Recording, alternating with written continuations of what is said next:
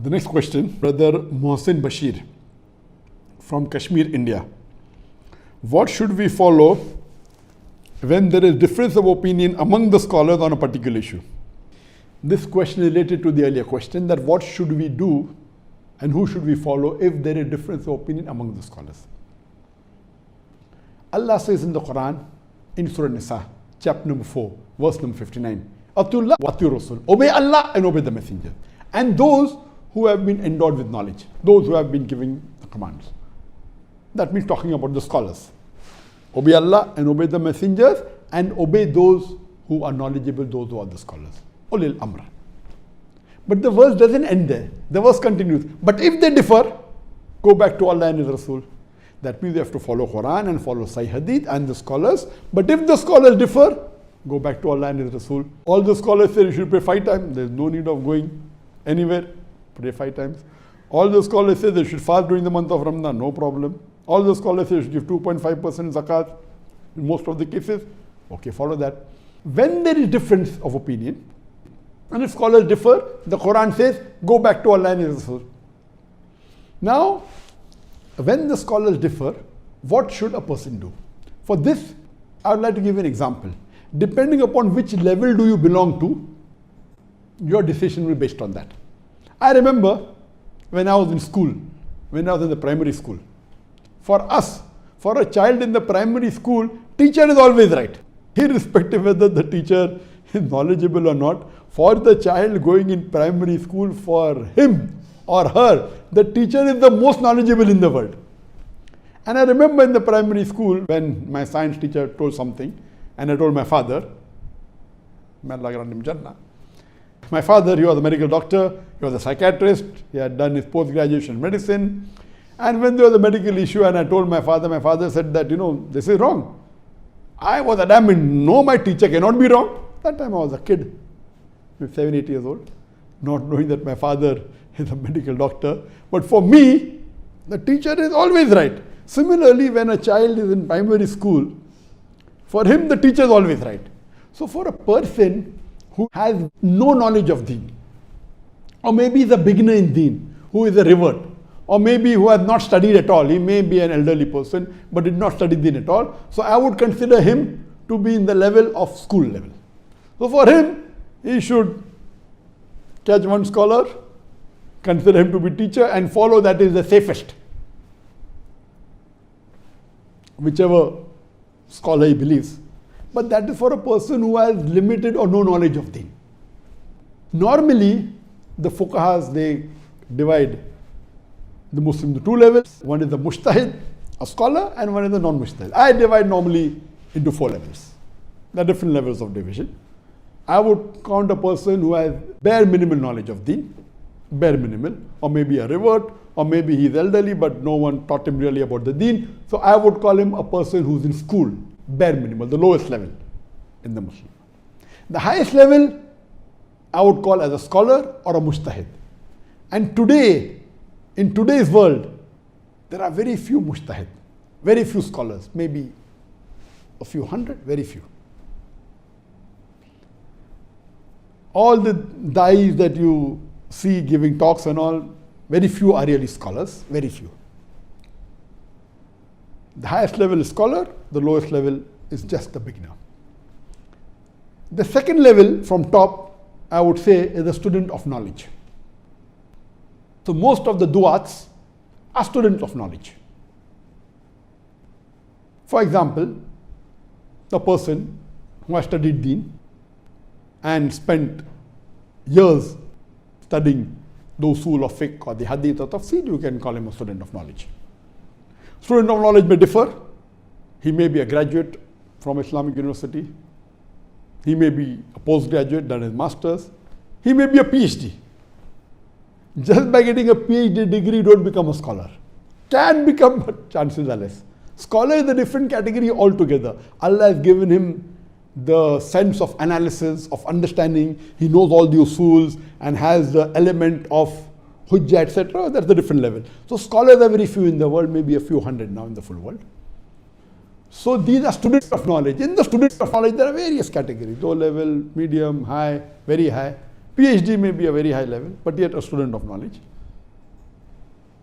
And a person may not have gone to university, but he might have spent months and years discussing with the top scholars and fuqahas. He may be more knowledgeable than a PhD.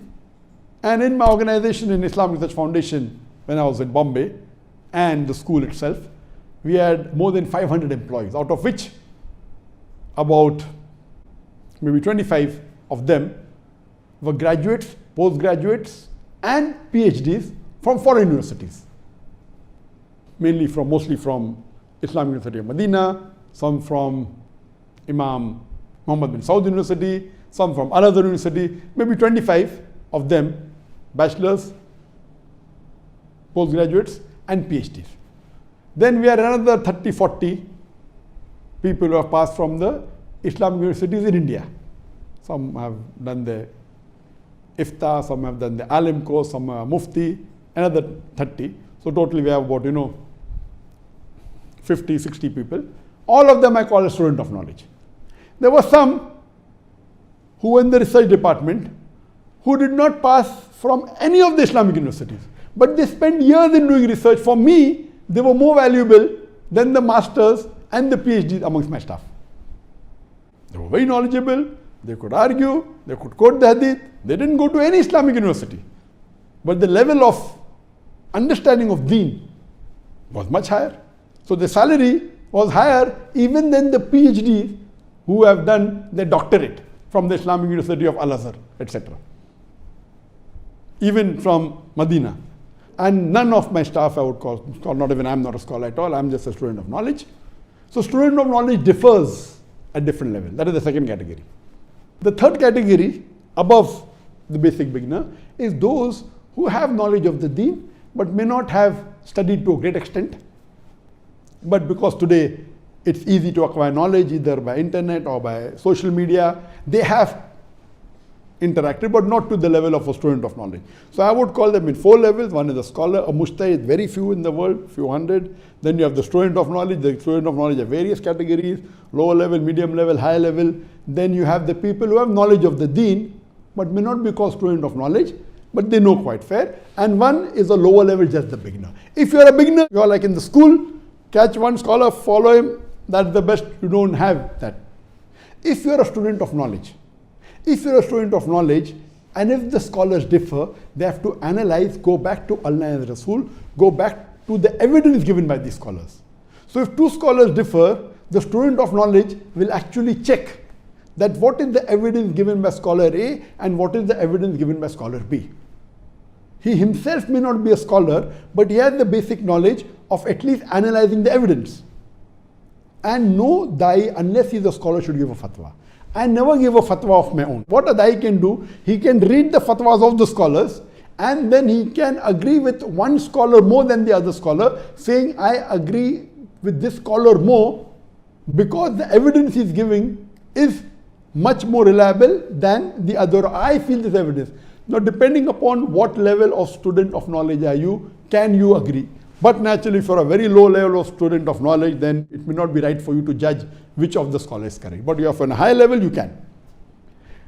Those who are on the third level, who have knowledge of the deen, what they should do, they should ask a student of knowledge that these 2 scholars are differing. Who do you think is more appropriate? And based on the evidence they give. So basically, you have to go back to Allah and His Rasul, see the evidence in the Quran and the Hadith. There may be chances that some scholars, they have made mistake out of ignorance. They were uninformed. Some said because of difference of opinion, various things. So if you analyze and then make a decision, so if you are a student of knowledge, you can analyze the evidence given by the scholar, then decide which scholar is correct. If you are the third category, you can ask a student of knowledge or ask a scholar, a third scholar, which of the 2 evidence is more appropriate, and hear their reasoning, and based on that you can decide. If you are the 4th level, just hardly knowing the level of deen, you catch one scholar, follow him blindly, there's no other option. But naturally, he should not be a fake scholar. He should be a scholar by its true sense. And if you do that, you have no other option because your knowledge is very low. in the deen. These are the options we have, but as the Quran says, go back to Allah and Rasul. We have run out of time. That was the last question that I could answer. Just to give information, inshallah, that there will be a program next Saturday, but it will be only Ask Farik. Till then, we meet inshallah. Assalamu alaikum wa rahmatullahi wa barakatuh. Wa akhiru da'wan alhamdulillah rabbil alamin.